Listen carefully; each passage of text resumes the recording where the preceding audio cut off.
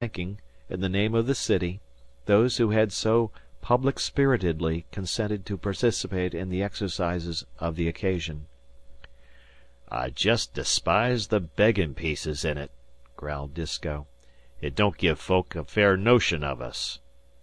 "Ef folk won't be forehanded an' put by when they've the chance," returned Salters, "it stands in the nature of things they hev to be shamed. You take warnin' by that, young feller.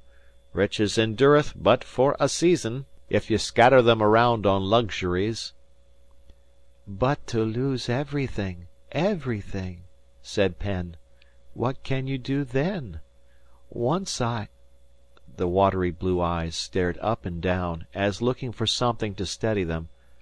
"Once I read, in a book, I think, of a boat where every one was run down, except some one, and he said to me—" "Shucks!" said Salter, cutting in. "You read a little less an' take more int'rest in your vittles, an' you'll come nearer earnin' your keep, Penn." Harvey, jammed among the fishermen, felt a creepy, crawly, tingling thrill that began in the back of his neck and ended at his boots.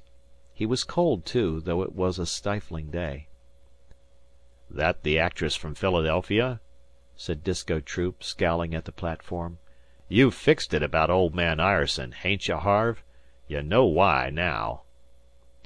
It was not Ireson's Ride that the woman delivered, but some sort of poem about a fishing port called Brixham, and a fleet of trawlers beating in against storm by night, while the women made a guiding fire at the head of the quay with everything they could lay hands on. "They took the grandam's blanket, who shivered and bade them go. They took the baby's cradle, who could not say them no." "Whew!" said Dan, peering over Long Jack's shoulder. "That's great. Must have been expensive, though." "Ground hog case," said the Galway man. "Badly lighted port, Danny." "And knew not all the while if they were lighting a bonfire or only a funeral pile." The wonderful voice took hold of people by their heart-strings, and when she told how the drenched crews were flung ashore, living and dead, and they carried the bodies to the glare of the fires, asking, "Child, is this your father?" or "Wife, is this your man?" you could hear hard breathing all over the benches. "And when the boats of Brixham go out to face the gales, think of the love that travels like light upon their sails." There was very little applause when she finished. The women were looking for their handkerchiefs, and many of the men stared at the ceiling with shiny eyes. "Hum," said Salters. "That'd cost ye $1 to hear at any theatre, maybe two. Some folk, I presume, can afford it. Seems downright waste to me. Now, how in Jerusalem did Cap Bart Edwards strike adrift here?" "No keepin' him under," said an Eastport man behind. "He's a poet, an' he's baound to say his piece. Comes from down our way, too." He did not say that Captain B. Edwards had striven for 5 consecutive years to be allowed to recite a piece of his own composition on Gloucester Memorial Day. An amused and exhausted committee had at last given him his desire. The simplicity and utter happiness of the old man, as he stood up in his very best Sunday clothes, won the audience ere he opened his mouth.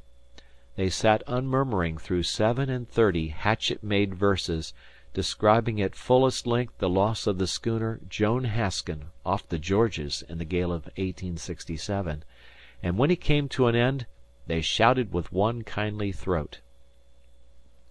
A far-sighted Boston reporter slid away for a full copy of the epic and an interview with the author, so that earth had nothing more to offer Captain Bart Edwards, ex-whaler, shipwright, master fisherman, and poet, in the 73rd year of his age.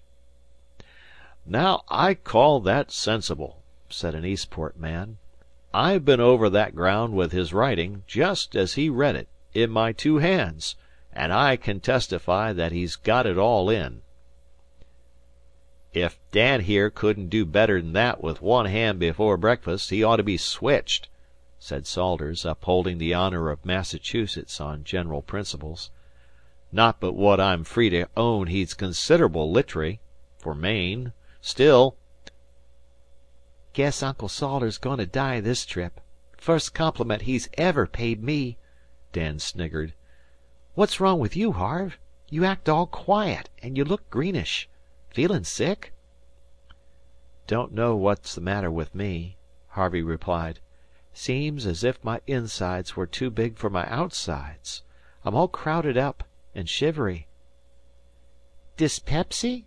Pshaw! Too bad. We'll wait for the readin', and then we'll quit and catch the tide." The widows they were nearly all of that season's making braced themselves rigidly like people going to be shot in cold blood, for they knew what was coming. The summer boarder girls in pink and blue shirt waists stopped tittering over Captain Edwardes's wonderful poem, and looked back to see why all was silent. The fishermen pressed forward as that town official who had talked with Cheyne bobbed up on the platform and began to read the year's list of losses, dividing them into months.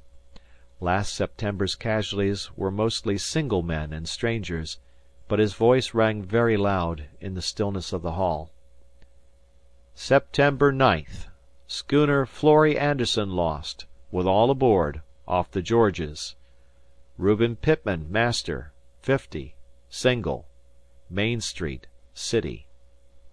Emil Olsen, 19, single, 329 Hammond Street, City, Denmark. Oscar Stanborg, single, 25, Sweden. Carl Stanborg, single, 28, Main Street, City. Pedro, supposed Madeira, single, Kane's Boarding House, City. Joseph Welsh, alias Joseph Wright, 30, St. John's, Newfoundland." "No, Augusty, Maine!" a voice cried from the body of the hall. "He shipped from St. John's," said the reader, looking to see.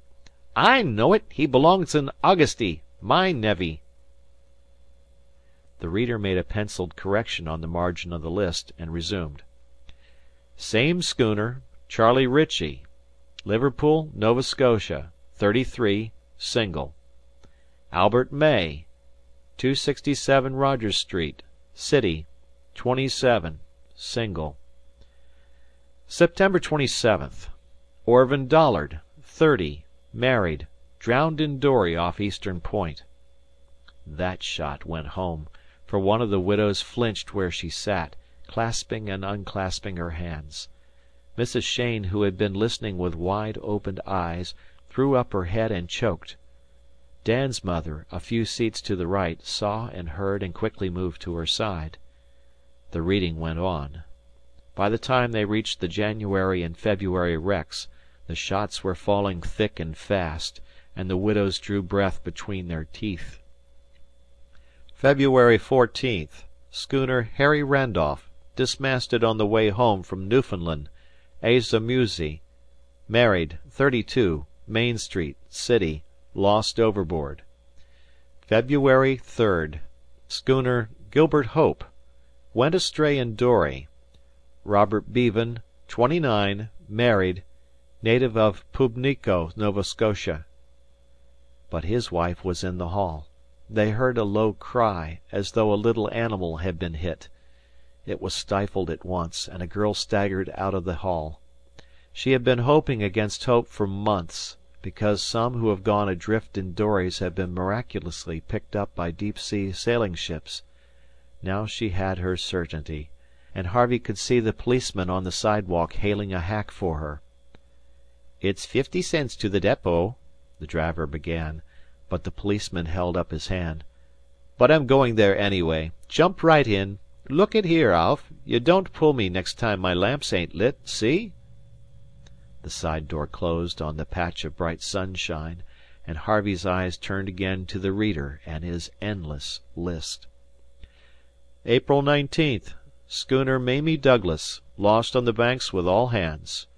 Edward Canton, 43, master, married, City. D. Hawkins, alias Williams, 34, married, Shelburne, Nova Scotia.